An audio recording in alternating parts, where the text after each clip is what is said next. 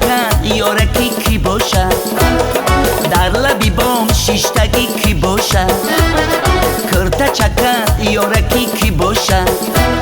یکی جمیله باشد، یکی زرینه باشد، یکی ملکه باشد، یکی مدینه باشد. کسی باشد نباشد مرا میشناخته باشد، کسی باشد نباشد یاری جانی مباشد.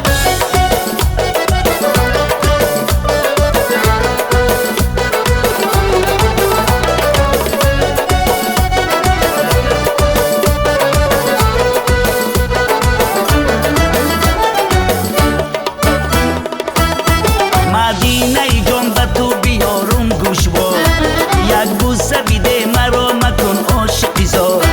مدینه جان به تو بیارم گوشوار، یک بوسه بیده مرا مکن عاشقی زار. خود گفته بودی مرا مده تو آزار، خود گفته بودی مرا مده تو آزار.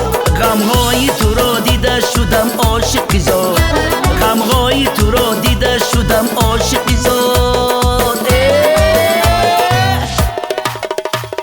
در لبی بام شیشتگی کی باشد؟ کرتا چکن یارکی کی باشد؟ در لبی بام شیشتگی کی باشد؟ کرتا چکن یارکی کی باشد؟ یکی جمیله باشد، یکی زرینه باشد، یکی ملکه باشد، یکی مدینه باشد.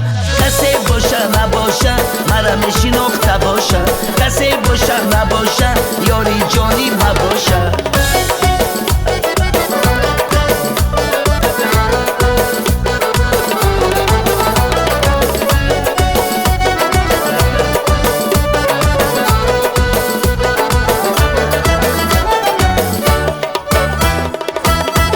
از خانه برآمدن سه دخترکان، زرینه و مدینه و جمیله جان.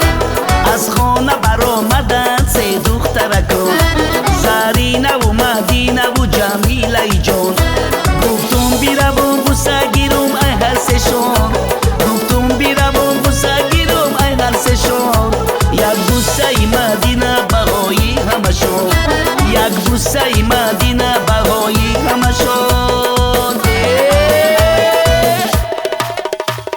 در لبی بام شیشتگی کی باشد؟ کرتا چکن یارکی کی باشد؟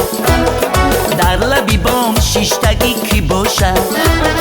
کرتا چکن یارکی کی باشد؟ یکی جمیله باشد، یکی زرینه باشد، یکی ملکه باشد، یکی مدینه باشد. کسی باشد نباشد مرا میشناخته باشد، کسی باشد نباشد یاری جانی مباشد.